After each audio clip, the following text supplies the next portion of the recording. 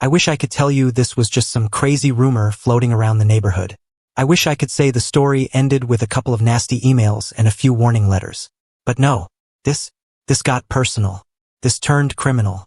And it all started with something as simple as a backyard pool. When you work hard your whole life, you just want a little peace. That's all I wanted. I'm not some millionaire. I'm just a regular guy who finally saved up enough to build a dream home for my family. The cherry on top?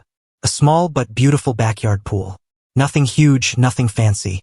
Just a pool where my kids could play, and I could float around after work with a cold drink. But apparently, that was a problem. Not for my neighbors. Not for the city. Not for anybody. Except Karen. Now, when I say Karen, I don't mean just any nosy neighbor. I'm talking about HOA President Karen, the self-appointed queen of the neighborhood. She ran the HOA like it was her personal kingdom. She'd fine people for having the wrong mailbox color. She'd measure grass with a ruler. I once saw her make a man cry over a plastic flamingo. But the day she came for my pool, that's when things crossed the line. Here's the thing. I had all the permits. I followed the rules. But Karen didn't care. To her, my pool was an eyesore. She said it lowered property values. Funny, considering you couldn't even see it from the street. Started small. She'd leave passive-aggressive notes on my door. Then came the anonymous HOA complaints. I'd find photos of my pool taken from over my fence. She even showed up at my house uninvited, ranting about community standards, while my kids were trying to swim. But I'm getting ahead of myself. Let me back up. Actually, no, let's jump forward for a second. Because the image that's burned into my brain is this. I came home one afternoon, opened my back gate, and just froze. The water was gone. The pool was destroyed. And right there, sitting at the bottom of what used to be my perfect backyard pool, was a mountain of wet cement. Still fresh. Still oozing. My stomach dropped. My mouth went dry. I couldn't process it at first. It was like a nightmare. Like a prank gone way too far. But it wasn't a prank. I knew exactly who did it. I didn't have security cameras pointing at the pool back then, though I'd sure as hell install them after this. But my neighbor Mark had one on his shed. His camera caught everything. And when I say everything, I mean everything. There she was. HOA President Karen, in broad daylight, with a cement truck she apparently hired herself. Standing there in her sun hat, arms crossed, barking orders at the workers like she was building the damn Hoover Dam. She had no permission, no court order, no right to do this. She just decided my pool was against the HOA's aesthetic. So she took matters into her own hands. I still remember pacing my living room, phone in my hand, heart racing. Should I call the cops? Should I call a lawyer? Should I what? I'd never dealt with something like this before. Who dumps cement in someone's pool? I called the police. Of course I did. But let me tell you, when the officers showed up, they almost didn't believe me. One of them laughed at first. Thought I was exaggerating. Then he saw the footage, and his face changed real quick. But let me rewind again because here's the part most people don't understand about HOA drama. It doesn't start big. It starts small. Tiny annoyances, microaggressions, little rules they twist to make your life miserable. For me, it started 6 months before the pool disaster. Karen started randomly citing me for unauthorized landscaping. I had planted a few lavender bushes by my mailbox. She said they were non-compliant. Next came the driveway saga. She said the color of my concrete didn't match the HOA's preferred shade. I checked the guidelines. They literally didn't have a preferred shade. She made it up. Then she started harassing my wife about the trash cans. My wife has fibromyalgia. Some days, she can't pull the bins in right away because she's resting. Karen knew that. Didn't care. She even told my 7-year-old son he wasn't allowed to skateboard on the sidewalk because it disturbed the peace. That's who we're dealing with here. So when I decided to build the pool, I knew it was going to trigger her. But I didn't think she'd take it this far. Back to the cement. After the police took the report, I called a lawyer. His name's David. Best decision I ever made. David didn't just see this as vandalism. He saw it as a felony. Property destruction at this level? That's criminal mischief in our state. Class C felony. Minimum 5 years if convicted. But Karen thought she was untouchable. She thought her little HOA badge made her immune. She was wrong. The next day, David filed for an emergency injunction. We sent Karen a cease and desist letter. And then, well, she doubled down. She showed up at my front door. No warning. No phone call. Just showed up, clutching a clipboard like it was a holy relic. "You'll be hearing from the HOA board," she said. Like she wasn't the one literally on the board. Like she wasn't the one who ordered the cement truck herself. I told her to get off my property. She stood there smirking, and then she dropped the line that made my blood boil. She said, "We did what we had to do to protect the community." Imagine that. Dumping cement in my pool to protect the community. But here's where the story twists again. Because just when I thought the worst had happened, just when I thought she couldn't possibly escalate things further, she did. A week after the cement incident, I started getting letters from the HOA's law firm. Karen had hired an attorney, on the HOA's dime, to sue me. That's right. She filed a lawsuit claiming I was illegally enriching myself by building a pool without proper neighborhood consent. Except I had the permits. I had the approvals. I had the receipts. It wasn't about the pool anymore. This was about power. Karen wanted to break me. Financially, emotionally, legally. She wanted to drown me in paperwork, fines, stress. But here's the twist she didn't see coming. I wasn't the only one she'd done this to. After the cement incident hit the neighborhood Facebook group, stories started pouring in. People came out of the woodwork. There was Greg, 3 houses down, who Karen tried to fine $500 for parking his own car in his own driveway. There was Lisa, a single mom, who she shamed publicly for hanging a Halloween decoration before October. There was Mr. Thompson, retired Air Force, who she harassed for painting his front door blue. Because blue isn't neutral. This wasn't about me anymore. This was about all of us. So while my lawyer was prepping the criminal case, I started gathering neighbors. Quietly, carefully. I didn't post online. I didn't make a scene. I just knocked on doors. And what we found out next, that's where the real fireworks began. Because Karen, she wasn't just an overzealous HOA president. She had secrets, big ones, and we were about to uncover every single one. It's strange how fast a neighborhood can turn from quiet suburbia into something that feels like a courtroom drama mixed with a crime thriller. One week, you're grilling burgers in the backyard. The next, you're standing around with your neighbors comparing legal notes, screenshots of text messages, and phone calls to the sheriff's department. After Karen dumped cement in my pool, I thought the worst part was over. But I was wrong. That was just the opening act.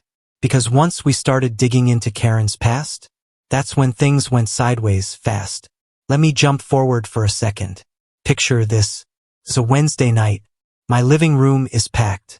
We've got folding chairs everywhere. Neighbors sitting on couches, on ottomans, even the floor. Some people are whispering, others are on their phones, taking notes or snapping pictures of documents we spread out on the coffee table. And right in the middle of all that chaos, someone says it. She's been embezzling HOA funds. That one sentence made the whole room go silent. You could hear a pin drop. We knew Karen was bad. We knew she was a control freak. But stealing from the HOA? That was a whole new level.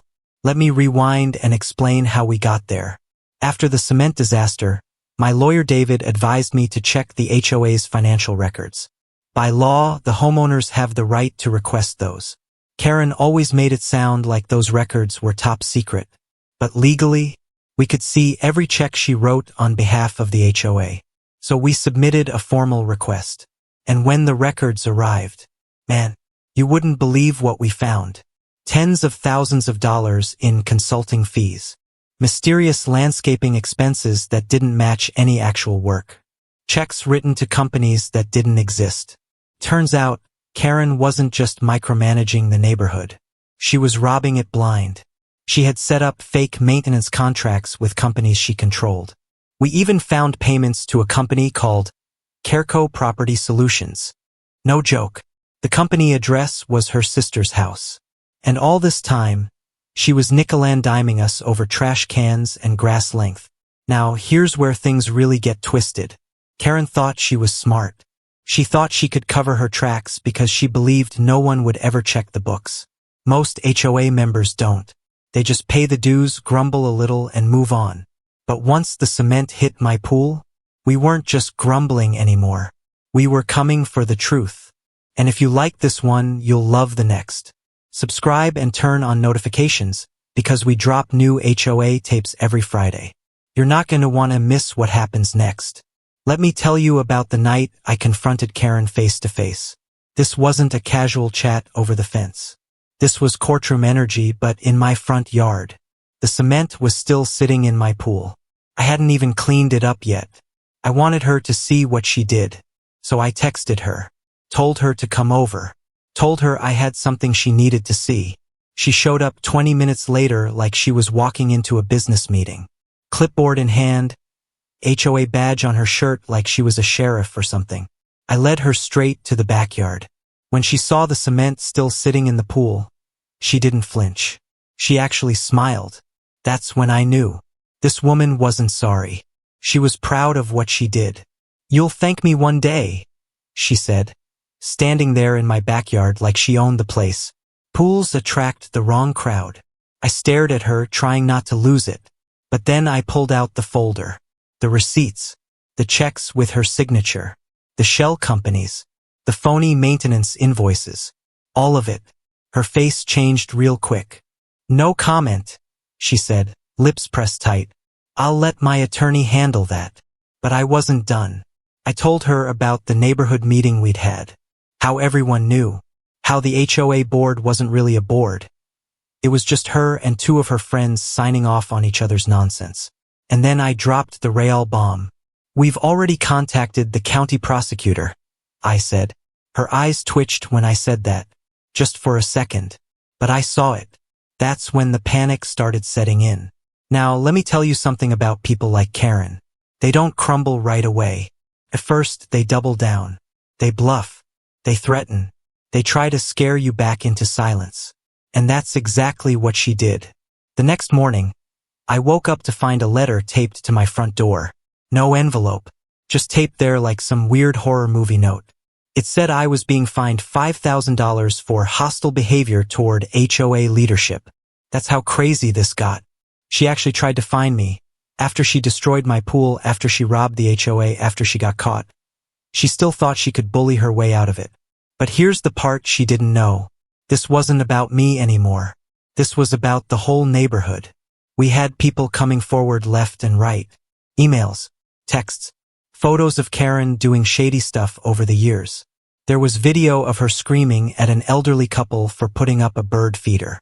There were notes she left on people's cars, threatening towing for parking in front of their own homes. She even tried to shut down a lemonade stand once because it violated food vendor rules. But the real twist? It wasn't just residents who hated her. Turned out the cement truck driver that helped her fill my pool? He came forward too. Apparently, she told him she had permission from the homeowner. That would be me. And that it was part of an HOA-approved renovation. The driver didn't ask questions. He was just doing his job. But once he realized he'd been tricked into committing a crime, he wasn't about to go down with her. He gave a full statement to the police. That's when Karen's story started falling apart fast. But here's the part that still keeps me up at night. A week before her arrest, she tried one last stunt. I came home late from work, and my front door was wide open. Not unlocked. Open. Nothing was stolen. Nothing was broken. But there was one thing that sent a chill down my spine. On my kitchen counter was my HOA file folder. The one with all the documents about her embezzlement. Except all the copies were gone. She didn't take the TVs. She didn't take the jewelry. She took the evidence. Or so she thought. Luckily, I had backups. Digital copies. A second set of prints at my lawyer's office. I wasn't stupid. I knew who I was dealing with. But that moment, standing in my kitchen at 11:30 at night, knowing she'd been in my house, that was the moment I realized this wasn't just about money anymore. This was about control. About fear. Karen wanted to win no matter what. Even if it meant crossing lines you can't uncross. Even if it meant committing a felony, or two. And the craziest part? She still had no idea what was about to hit her. Because remember when I said the neighbors started digging into her past? Well, they found something. Something huge. Karen wasn't just stealing from the HOA. She had a history. A file. A sealed record from another state. She'd done this before. Different neighborhood. Different city. Same playbook. Same scam. And the last time, She left town before the lawsuit could catch up with her. But this time, she wasn't getting away. Some people think justice happens all at once. Like in the movies, the moment when the villain gets handcuffed, the hero smiles, the music swells, and the credits roll. But in real life, justice is messy. It drags. It twists. Sometimes it hits you in the middle of the night when you're not ready for it. I learned that the hard way. Let me take you to the day Karen got arrested. It didn't happen the way I thought it would. There was no dramatic standoff. No handcuffs in front of the whole neighborhood. No TV crews on the lawn.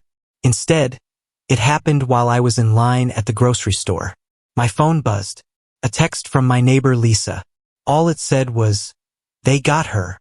I didn't believe it at first. My hands actually started shaking. I dropped my phone right there next to a pile of apples. I called Lisa back immediately.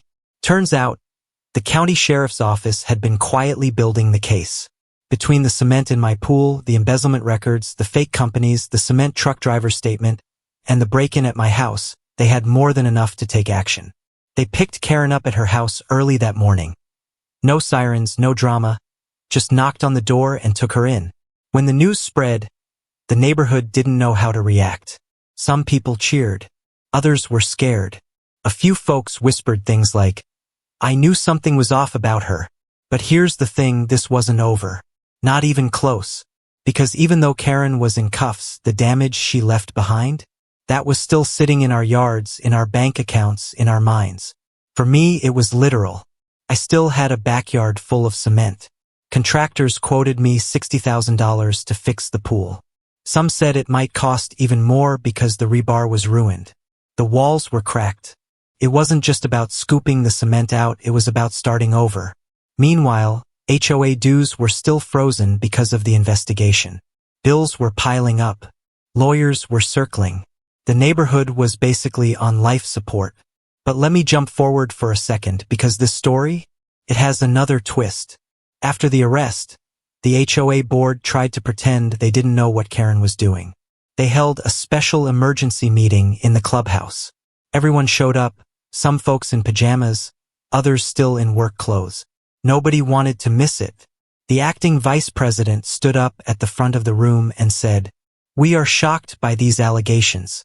We trusted Karen. We had no idea." But that was a lie. Because guess what? We found emails. We found text messages. We found meeting minutes where they signed off on fake expenses. They knew. Maybe not about the cement truck, but about the money? They absolutely knew. So while Karen was sitting in a jail cell, the rest of the board was trying to cover their tracks. And you know what they did next? They blamed me. They said I had stirred up unnecessary drama. That I was destroying community unity. They sent out a newsletter accusing me of creating division. Imagine that. I get my pool destroyed. I uncover massive HOA fraud. And somehow I'm the villain? It was surreal. But here's where the story turns again. Because this time, I wasn't alone. The neighbors had my back. Greg, Lisa, Mr. Thompson, the whole crew, we rallied together. We printed the financial documents. We made copies of the fake invoices. We handed out packets to every house in the subdivision. We even started recording the meetings. At the next HOA session, we showed up with cameras. Phones out. Tripods in the back of the room. Nobody could twist the story now. The board members looked like deer in headlights. We asked simple questions. Where did the $43,000 for tree trimming go? Why was there a $12,000 payment to a landscaping company that doesn't exist? Why were HOA dues being funneled into personal accounts? They had no answers. Just stammering, sweating, paper shuffling. And then came the final blow. Remember when I said Karen had done this before? Different city, different neighborhood. Well, Lisa found the records. Karen had been the treasurer of another HOA in Nevada 8 years ago. Same scam, same playbook. When they tried to take her to court back then, she skipped town, moved here, changed her last name. We found the court documents. We posted them online. By the next morning, it was all over the neighborhood Facebook group, the Nextdoor app, even the local news picked it up. And that's when the dominoes started falling. 2 more board members resigned. The HOA lawyer backed out. Vendors started calling, asking for their contracts to be canceled because they didn't want to be part of whatever mess this was turning into. But the biggest shock? That came from the county prosecutor. They decided to upgrade the charges. See, the cement in my pool? That was criminal mischief. But the financial stuff? That was wire fraud, mail fraud, and conspiracy. Federal charges. Karen wasn't looking at 5 years anymore. She was looking at 20. And then came the question nobody wanted to answer. What do we do now? How do you fix a neighborhood that's been torn apart like this? We had no HOA board left. No leadership. The bank accounts were frozen. The dues were gone. The reserves were empty. And me? I still had that cement mountain in my pool. There was this one night, maybe a week after Karen's arrest, where I sat in my backyard in the dark, staring at that ruined pool. The moon was out. The air was cold. I remember thinking, why did I even move here? Was it worth it? All this stress? All this legal drama? I could have just paid the fines. Shut up. Let Karen win. That's what she wanted. That's what she was counting on. But as I sat there, my neighbor Greg came over. He pulled up a chair, cracked open a beer and said, "You did the right thing, man. We're gonna fix this." And for the first time in weeks, I believed it. Because here's the truth. Neighborhoods aren't about property values or landscaping rules. They're about people. When good people get together, they can take back control from bullies. They can rebuild. They can make things better. But it's messy. It's scary. It's not a clean Hollywood ending. And that's what makes it real. Now, let me jump back for a second because there's one last twist I haven't told you yet. About a month after Karen's arrest, I got a letter. It wasn't from the court. It wasn't from the HOA. It was from Karen herself. A handwritten letter, in pencil, mailed from the county jail. She said she was sorry. Said she got carried away. Said she never meant to hurt anyone. But then, in the very next sentence, she blamed me again. Said I forced her hand. Said I disrespected authority. Can you believe that? Even from jail, even after everything, Karen still thought she was the victim. That's when I knew she wasn't just a scammer or a bully. She was someone who would never change. And the truth is, some people don't. Some people get so drunk on power they forget what it's like to be human.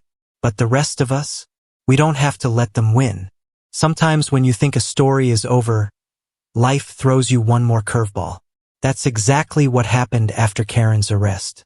See, most people thought the worst was behind us. She was gone. The HOA board was dismantled. The financial records were turned over to the authorities. The pool was still a cement graveyard, yeah, but at least the nightmare was supposed to be over. But that's not how it works in real life. Let me take you back to the day of the trial. Karen sat there in court, wearing an orange jumpsuit, her hair tied back in a sloppy bun. No clipboard this time. No HOA badge on her shirt. Just a hollow stare like the walls of her world had finally caved in. The charges? Wire fraud, mail fraud, criminal mischief, breaking and entering, embezzlement, you name it. Her lawyer tried everything. They said she was under stress. They said she felt pressured to maintain community standards. They even tried to spin the pool incident as a community beautification effort. But the judge wasn't buying it. Especially not after the prosecutor played the security footage. The video of Karen standing in my backyard, arms crossed, while wet cement filled up my pool like some twisted prank show. When the verdict came down, it was clear. Guilty. All counts. 20 years max. But the judge gave her 10 with the possibility of parole in 6.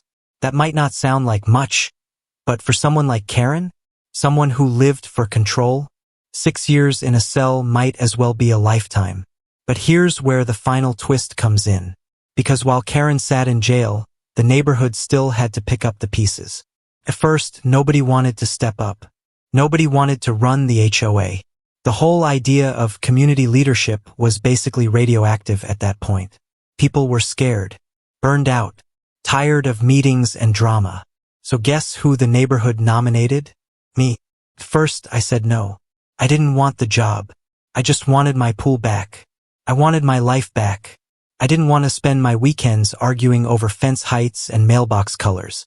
But then I thought about it. If I didn't do it, who would? Some new Karen? Another power-hungry neighbor? Or worse, someone from outside the community who didn't even live here? So yeah, I stepped up.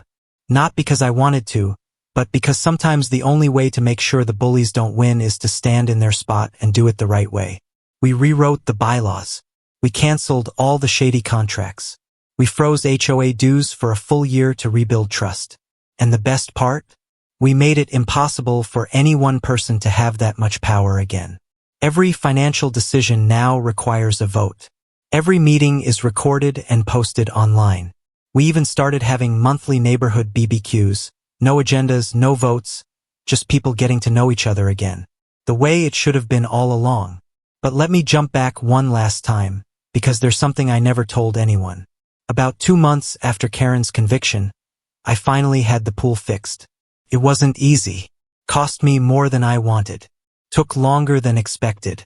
But when it was done, it wasn't just about the water or the backyard anymore. It was about the fact that I didn't let her win. I remember the first day the pool was filled again. My kids were splashing. My wife was sitting in the shade. I was floating on one of those inflatable chairs, staring up at the sky. And for the first time in a long time, I actually felt peace. But then, out of nowhere, I got a call. It was from the jail. Karen wanted to speak to me. Now, you'd think I'd ignore that call, right? Hang up, block the number, move on with my life. But something in me wanted to hear it. Maybe it was curiosity. Maybe it was closure. I don't know. So I answered. And do you know what she said? She didn't apologize. She didn't ask for forgiveness. She said, "I'll be back. You can't keep people like me down." And then she hung up. Just like that. It was one of the coldest things I've ever heard. But weirdly, it also made me laugh. Because here's the truth. There will always be people like Karen. People who can't stand to see others happy. People who crave control so badly they'll destroy everything around them just to stay in charge. But the rest of us? We have to stick together. We have to stand up. We have to call out the nonsense when we see it, before it turns into something worse. Because if you let one HOA Karen run the show, she won't just tell you how high to cut your grass. She might just end up dumping cement in your pool. And trust me, that's a mess you don't want to clean up.